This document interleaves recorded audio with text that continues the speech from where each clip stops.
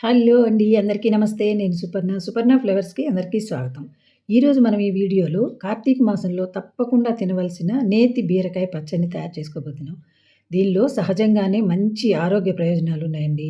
ఇంకా మనం తయారు చేసుకునే దానిలో వేసే ఇంగ్రీడియెంట్స్ వల్ల మరింత ఆరోగ్యాన్ని చేకూర్చే విధంగా తయారు చేసుకోబోతున్నాం. అది ఎలాగో చూసేద్దామా మరి ఇవన్నీ చర్చించుకుంటూ? దీనికి మనం నేతి బీరకాయలు ఒక 300 గ్రాములు తీసుకున్నానండి. ఇవి 300 గ్రాములుంటాయి. వీటిని మనం పీల్ చేసుకోవాల్సిన పని లేదు, లేతవి కాబట్టి. అందుకని నీట్‌గా 1కి 2 సార్లు కడగండి. కడిగి తుడిచేసి ఇలా ముక్కలు కట్ చేసేసుకోండి. దీనిలోకి మనకి ఒక 2 టమోటాలు, ఒక 5, 6 పచ్చిమిర్చి కావాలి. వాటిని కూడా శుభ్రంగా కడిగేసి ఇలా ముక్కలు చేసి పెట్టేసుకోండి. నేను 5 పచ్చిమిర్చి తీసుకున్నానండి. ఇవి కొంచెం పెద్దవిగా ఉన్నాయి. మీరు మీ కారానికి తగినట్టు 1, 2 అడ్జస్ట్ చేసుకోండి. ఇవన్నీ రెడీ చేసి పెట్టుకున్న తర్వాత పొయ్యి మీద మూకుడు పెట్టి నేను మట్టి పాత్రలో చేస్తున్నానండి మరింత రుచి కోసం. ఇందులో వేయించేటప్పుడు వచ్చే స్మెల్లే వేరుగా ఉంటుందండి. చాలా బాగా వస్తుంది చట్నీ. దీనికోసం ముందుగా మెంతులు ఒక స్పూన్ వేసి వేయించండి. అలాగే ముద్ద ఇంగు వేయటం వలన దీనికి మరింత రుచి పెరుగుతుందండి. అందుకని ముద్ద ఇంగు కూడా వేసి ఈ 2 వేగి ఇంగువ పొంగిన తర్వాత దానిలో 1 స్పూన్ మెంతులు, 2 స్పూన్లు నువ్వులు వేసుకోండి. నువ్వులు వేయటం వల్ల మన శరీరానికి కావాల్సిన కాల్షియం అందటమే కాకుండా మన శరీరం చలికి తట్టుకునే విధంగా మనకు శరీరానికి కావాల్సిన ఉష్ణోగ్రతను అందిస్తుంది. ఇవి 2 బాగా వేగి నువ్వులు చిటపటమనే వరకు వేయించండి. వీటిని వేయించి ఈ పొడి వేయటం వలన చట్నీకి మరింత రుచి వస్తుందండి. చాలా చాలా టేస్టీగా ఉంటుంది పచ్చడి. ఇప్పుడు వీటిని వేరే కప్పులోకి తీసేసుకొని ఇదే ప్యాన్లో కొంచెం ఆయిల్ వేసుకుందాం. నేను ఏ పచ్చడికైనా నువ్వుల నూనె వాడతానండి. ఇది మంచిది ఆరోగ్యానికి.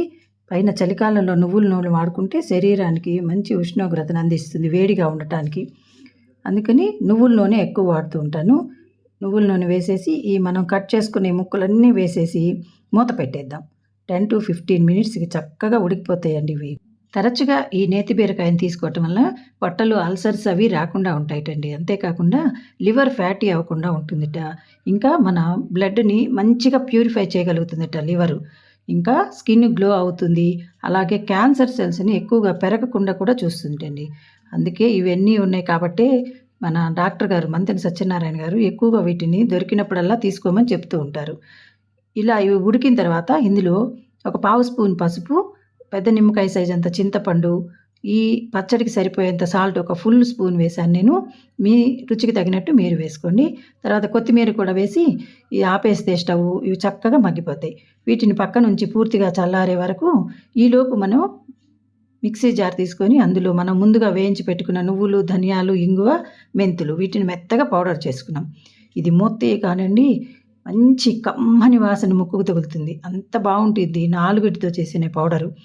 దానిలోకే మనం వేయించి పెట్టుకున్న ఈ టమోటాలు, బీరకాయ ముక్కలు, పచ్చిమిర్చి ఇవి వేసేసి 4 పల్సులు ఇవ్వండి. 1, 2 అవి బటన్స్ నొక్కకుండా పల్స్ బటన్ మీద నొక్కి 4 అంటే ఖచ్చితంగా 4 పల్సులు ఇస్తే ఇలా కోర్సుగా వస్తుంది పచ్చడి. నేనైతే తప్పకుండా రోట్లోనే చేసుకుంటానండి.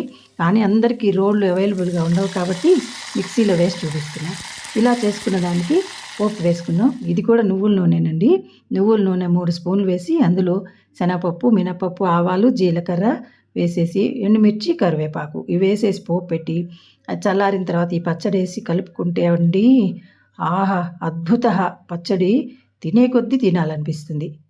ఇన్ని ప్రయోజనాలు ఉన్నాయి కాబట్టే దీన్ని దొరికినప్పుడల్లా తినమంటున్నారు. మనవాళ్ళు కూడా తప్పకుండా తినాలి కార్తీక మాసంలో అంటే తింటామని అలా పెట్టారనమాట. రైస్లోకే కాకుండా టిఫిన్స్లో కూడా బాగుండే ఈ చట్నీ మీకు నచ్చిందా? ట్రై చేస్తారా? Thank you for watching.